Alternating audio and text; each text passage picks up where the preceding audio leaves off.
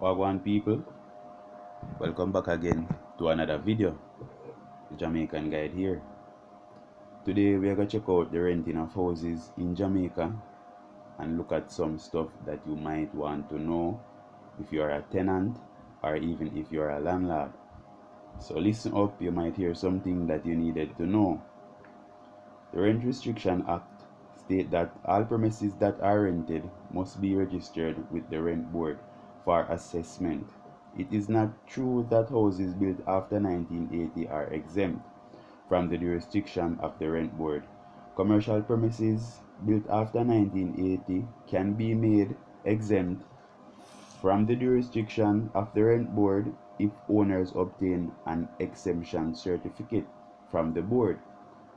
Owners of commercial premises can apply to the Rent Assessment Board for a certificate of exemption.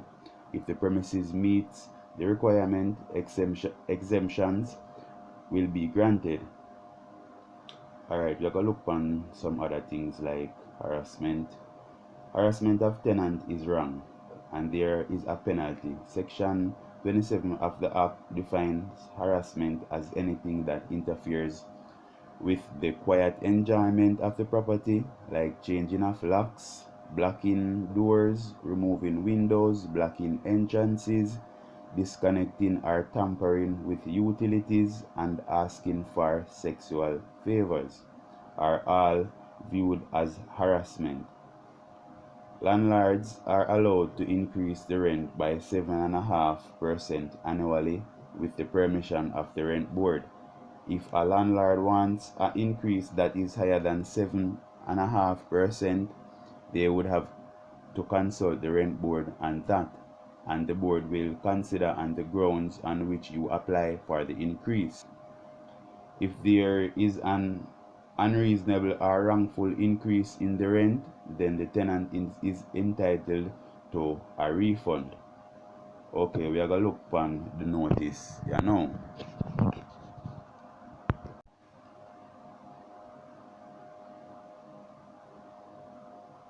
What to do when given a notice and what not to do.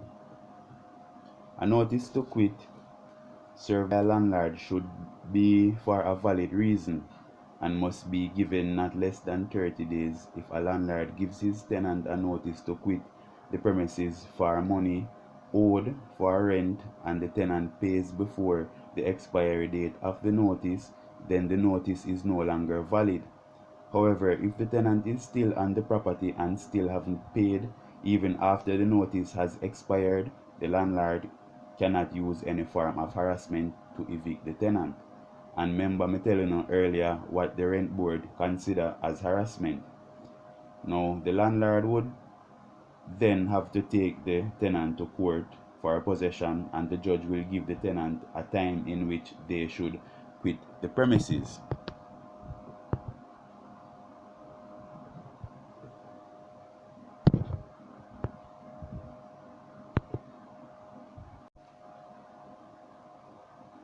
To quit the premises means to leave or give up the rented premises. But the tenant still has up to 2 weeks of the expiry date given by the judge to quit, to go back to the court to get an extension if he or she has not found anywhere else to live. But once the date given by the judge to leave has passed, the landlord can now go to the bailiff office, pay the necessary fees, and have the tenant evicted. And me and Uno know say when bailiff come for put out people, how that go already. Alright, tenants who receive a notice to quit a property is still obligated to pay the rent until the premises is vacated. And if you owe, you not stop owe until a notice to quit can be personally served on the tenant, means that you can serve it yourself, and a copy retained by the landlord stating the details of such. People, before we go any further in the video, I want to check out the Instagram page here. So for all our skincare products, blackheads, eczema, whatever it is, whatever issues you have with skin, if you look on the screen, you see some pictures showing, yeah, even if you have bad dandruff, yet, you can consult this African therapist. You can find her on Instagram. Her name is Nyame Makida.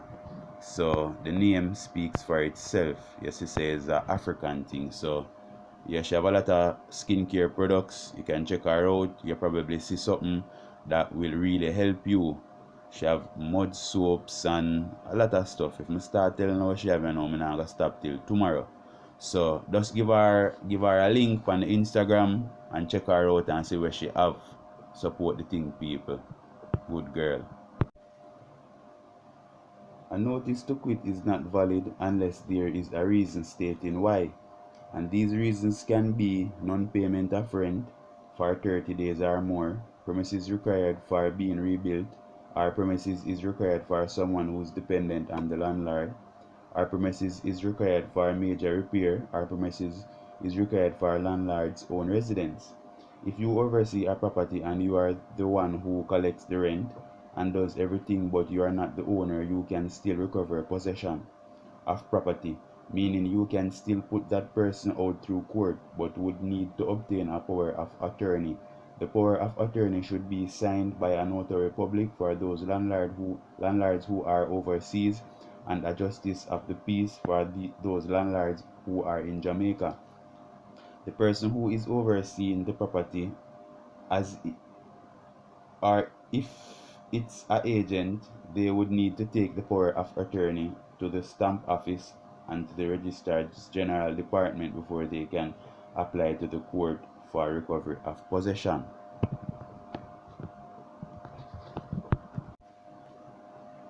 Security deposits. Security deposits are held in the event that there are unpaid bills, damages to property, or if rent is owing.